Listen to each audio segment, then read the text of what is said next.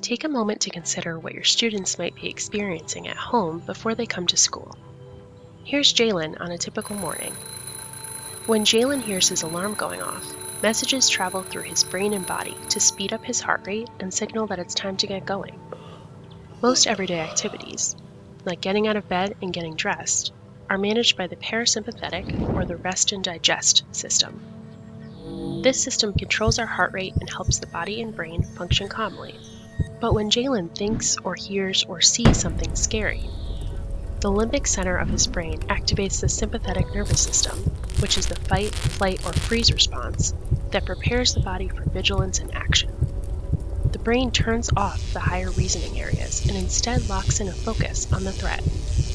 Then, the adrenal glands release the stress hormone, cortisol. Cortisol does two things. In the brain, it locks in the memory of the scary event into the hippocampus so that we'll remember and react more quickly next time.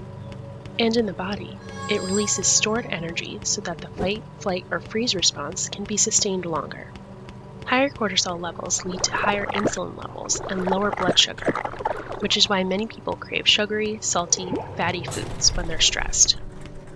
Once the stress has passed, the parasympathetic nervous system calms the heart and relaxes the organs in the body. Communication between the thinking and feeling regions of the brain is restored. Stress can also be caused by just the memory of an event, such as an accident or a natural disaster. Even being a witness to a frightening event can create such a strong memory that anything that even reminds the child of the event, for example, hearing a car screech its tires, can create a similar stress response. Some of the most toxic stressors for children are the ones that come from loved ones. When the people closest to them are also the source of their pain, it's an especially confusing kind of danger.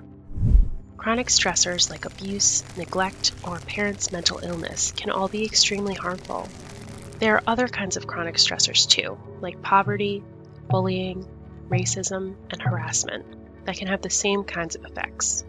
The causes of stress vary, but what matters is how stress feels to the person. Sometimes stress can become chronic because painful thoughts and memories keep running around in our minds.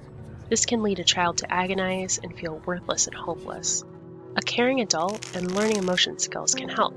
When a child experiences too much stress without help, it can harm them for the rest of their lives. Early life stress compromises the development of the stress system, and the earlier that it happens, the worse is the impact. Research shows that early life stress can lead to adult health problems like diabetes, high blood pressure, and heart disease. It can cause anxiety and depression, and it can undermine healthy relationships, achievement, and even occupational success. The good news, though, is that the earlier someone can intervene to help, the better chance a child can have for a bright future.